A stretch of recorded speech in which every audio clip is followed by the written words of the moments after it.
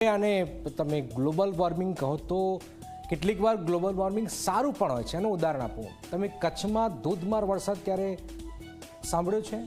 કચ્છમાં ધોધમાર વરસાદ છેલ્લા 2 વર્ષનો રેકોર્ડ જુઓ તો 100% પણ વધુ વરસાદ છે. સૌરાષ્ટ્ર જાઓ, સૌરાષ્ટ્રમાં ક્યાં વરસાદ પડતો હતો, પણ ગ્લોબલ વોર્મિંગની અને સારી અસર જુઓ તો સૌરાષ્ટ્રમાં જબરજસ્ત વરસાદ પડે છે. અમરેલી, ભાવનગર, તમે જાઓ જૂનાગઢ, દ્વારકા, જબરજસ્ત વરસાદ પડે છે. તો આની પોઝિટિવ અસર પણ આપણે જોઈએ. પણ વરસાદ જે વરસી રહ્યો છે ને હાલાકી અપરંપાર છે. મેઘરાજાએ ફરી દક્ષિણ ગુજરાતને ગમરોડ્યું છે. નવસારી અને સુરતમાં મેઘરાજા એવા વરસ્યા કે બંને શહેરો પાણી થઈ ગયા. રહેણાંક વિસ્તારમાં જળભરાવના કારણે લોકો માટે ઘરની બહાર નીકળવું મુશ્કેલ બની ગયું છે. બંને શહેરોના જનજીવન પર જાણે મેઘ કર્ફ્યુ લાગી ગયો. જે લોકો કામથી બહાર નીકળ્યા તે ફસાઈ ગયા. તંત્ર સામે રોષ વ્યક્ત કરવા લાગ્યા. નવસારી અને સુરતની શું છે સ્થિતિ અને જનતાને કેટલી પડી છે હાલાકી, શું થઈ રહ્યું છે, આવો જોઈએ, જાણીએ, સમજીએ.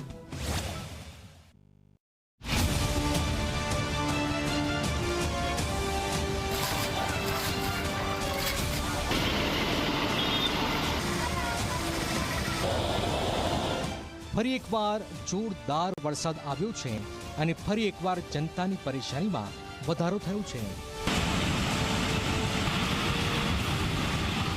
દક્ષિણ ગુજરાતમાં સતત વરસી રહેલા મેઘરાજા મુશ્કેલી લઈને આવ્યા છે. ધોધમાર વરસાદથી સુરત અને નવસારીના હાલ બેહાલ થયા છે. રહેણાંક વિસ્તારમાં પણ પાણી ભરાયા છે. લોકો માટે ઘરની બહાર નીકળવું મુશ્કેલ બન્યું છે. ડાયમંડ સિટી કહેવાતા સુરતની સુરત મેઘરાજાએ બગાડી છે. જ્યાં જો ત્યાં પાણી જ પાણી છે.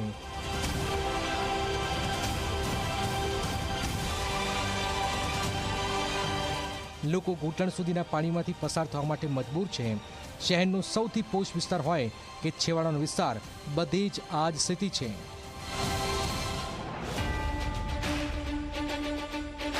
જોઈ લો સુરતની દશા.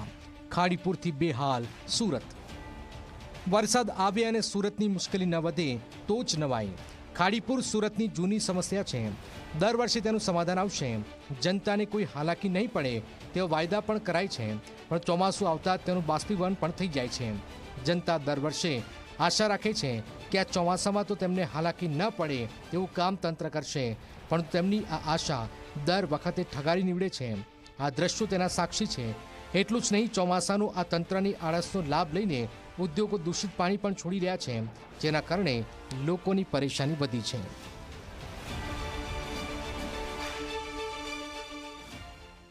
આ પાણી તો કલરવાળું પાણી કોઈ પાછળ મિલમાંથી આવે છે, ઉભરાઈને બહાર નીકળે છે. તેનેથી ત્યાંથી લગાવીને સેટ સોમનાથ હોટલ સુધી બધું જ પાણી લાલ થઈ ગયું છે.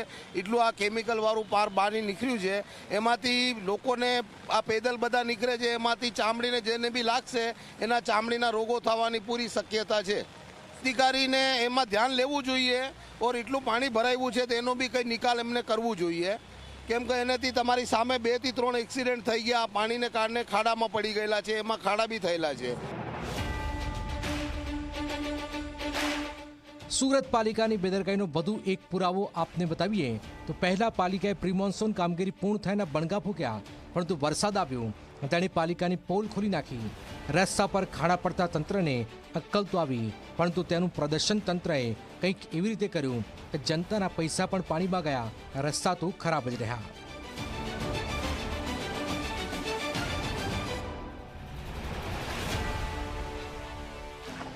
સુરત શહેરમાં જે રીતે ધોધમાર વરસાદ વરસ્યો હતો, ત્યારબાદ સુરત મહાનગરપાલિકાના જે ભ્રષ્ટ અધિકારીઓ છે તેમની પોલ અહીં ખુલી ગઈ છે.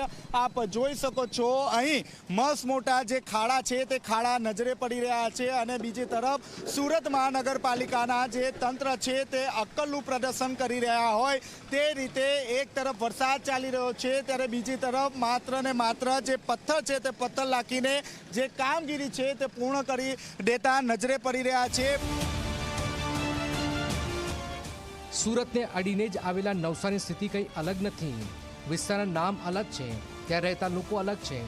હાલાકી તો એની એ જ છે. સતત વરસાદ પડવાના કારણે નવસારીના નીચાણવાળા વિસ્તારો પાણી થયા છે. નદીઓમાં નવા નીરની આવક થતાં જ તે બે કાંઠે વહી રહી છે. મેઘરાજા મુશળધાર વરસ્યા સાથે જ અપરંપરા હાલાકી છે. વરસાદ ચાલુ જ રહેતો હોવાના કારણે પાણી ઓસરી નથી રહ્યા.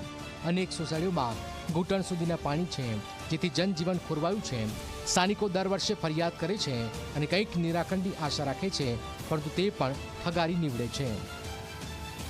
થાય છે, બધાનું થાય છે. પાણી તો આ વર્ષે તો થાય, અત્યારે કેટલી વાર આવશે વરસાદ નહીં ખબર નહીં.